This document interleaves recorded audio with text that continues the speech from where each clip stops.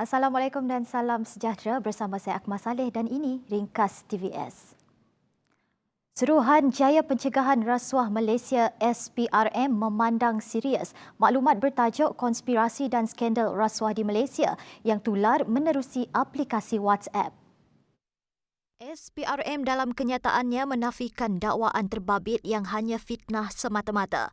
Menggunakan nama penulis sebagai Muhammad Fauzan Jamil, SPRM telah menghubungi nombor yang dipaparkan namun penama menjelaskan tidak mengetahui langsung mengenainya. Susulan itu, penama terlibat akan membuat laporan polis berhubung perkara tersebut. Kenyataan SPRM turut menyebut bahawa tomahan itu sengaja diadakan dengan niat mencemarkan imejnya dan berharap polis Diraja Malaysia dapat menjalankan siasatan berhubung perkara tersebut.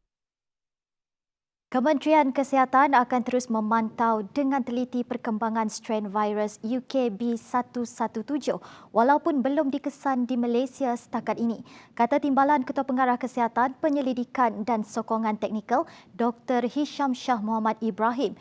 Turutan genom akan dilakukan dalam makmal sekiranya terdapat strain baru.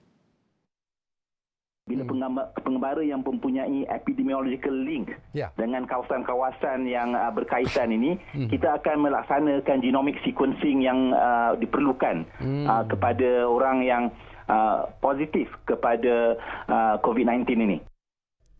Ketika ditanya mengenai langkah memendekkan tempoh kuarantin rakyat Malaysia yang pulang dari luar negara kepada hanya 10 hari berbanding 14 sebelum ini, Dr. Hisham Shah berkata ia diambil selaras dengan Syur Pertubuhan Kesihatan Sedunia WHO dan autoriti kesihatan luar seperti Pusat Kawalan dan Pencegahan Penyakit Amerika Syarikat CDC.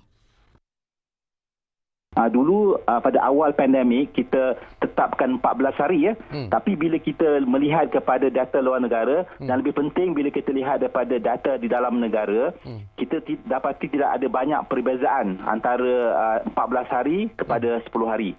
Dan bila kita lihat daripada risiko betul orang yang mendapat COVID-19 ini, risiko dia menjangkiti orang lain adalah lebih tinggi kepada minggu pertama infectivity dia. Jadi selepas minggu pertama tu, peluang dia untuk transmisikan virus ini tidak tinggi. Kita ambil keputusan untuk selaraskan dia punya tarikh, dia punya tempoh kuarantin tu daripada 14 hari kepada 10 hari. A701V virus COVID-19 bermutasi yang dikesan dalam sampel kluster benteng LD di Sabah. Ia telah tersebar ke sebahagian besar kluster dalam gelombang ketiga di Semenanjung Malaysia dan Sabah. Kata Ketua Pengarah Kesihatan Tan Sri Dr. Nur Hisham Abdullah, mutasi itu pertama kali dikesan dalam kalangan 22 jujukan SARS-CoV-2. Antara kluster gelombang ketiga yang telah dijujukkan ialah Teratai, generasi ketiga benteng LD, Tapak Bina Daman Lela, Perigi, Selaseh, Sagu King, Tenaga, Kasih, Bah Ketel, Bukit dan Kaya.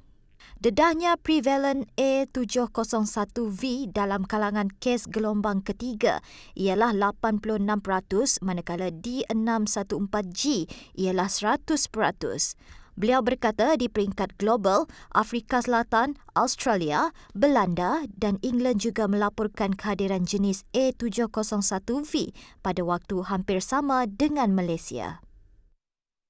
Niat pada awalnya memohon cuti untuk merayakan Christmas bersama keluarga. Namun akur arahan kuarantin, mereka rela menyambut Christmas bersendirian di hotel masing-masing untuk mengekang penularan COVID-19.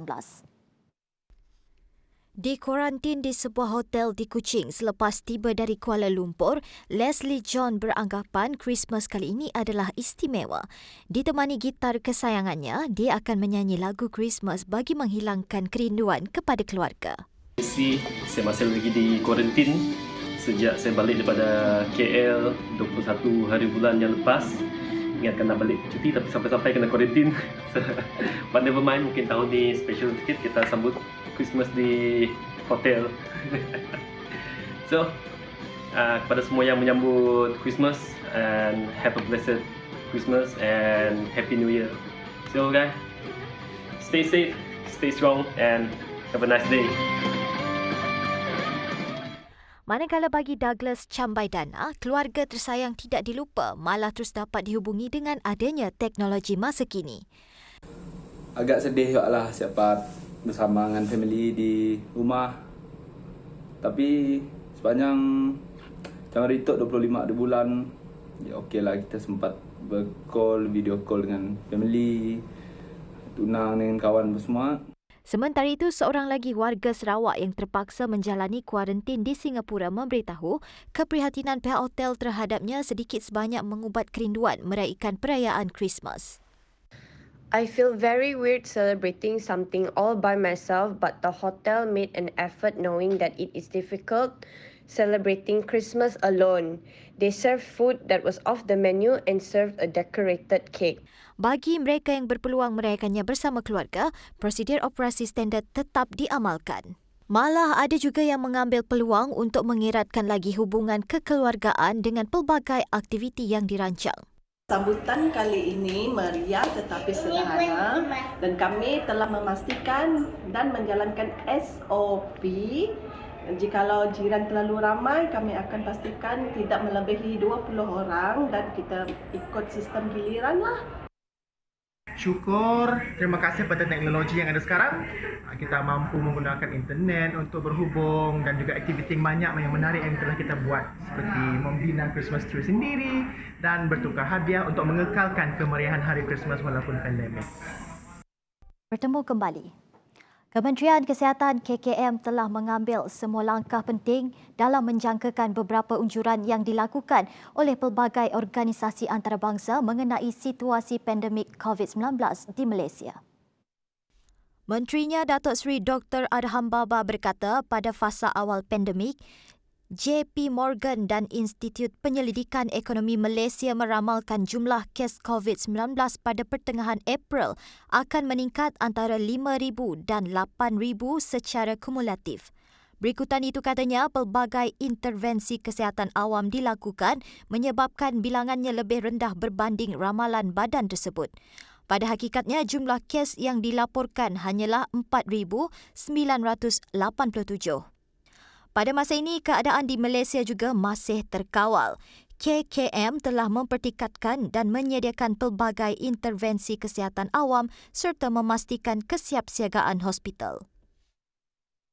3 lelaki maut selepas terhidu gas semasa melakukan kerja-kerja pembersihan di sebuah loji kumbahan di Jalan Pantai Permai 1, Pantai Dalam pada Jumaat. Anggota pasukan khas bahan kimia berbahaya Hazmat Bomba melakukan kerja-kerja bacaan udara dan pengudaraan di lokasi untuk memastikan kualiti udara dalam keadaan selamat.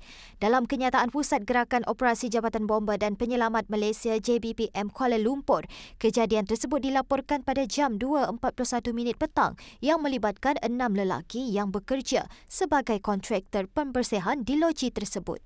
Kenyataan itu memberitahu 3 lelaki yang maut dikeluarkan daripada loji itu oleh anggota unit pasukan penyelamat di air PPDA dan pasukan hazmat melakukan proses dekontaminasi sebelum diserah kepada polis untuk tindakan lanjut.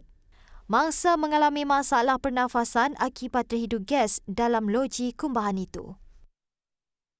Polis Selangor menafikan berita palsu mengenai pesakit COVID-19 yang kini ditempatkan di Stadium Tertutup Shah Alam, ekoran kesesakan di Hospital Sungai Buloh.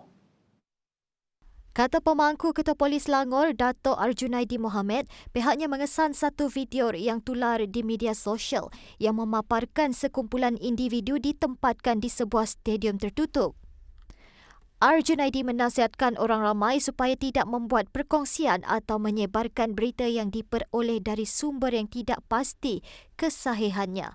Katanya perbuatan seperti itu boleh mengakibatkan suasana panik, tidak harmoni serta boleh menggugat ketenteraman awam. Baik, laporan itu tadi mengakhiri ringkas 12 hari ini. Biarpun menghadapi kekangan dan perlu lebih berwaspada ekoran COVID-19, semangat Christmas akan dapat dipertahankan. Dengan itu, salam hormat dan jumpa lagi.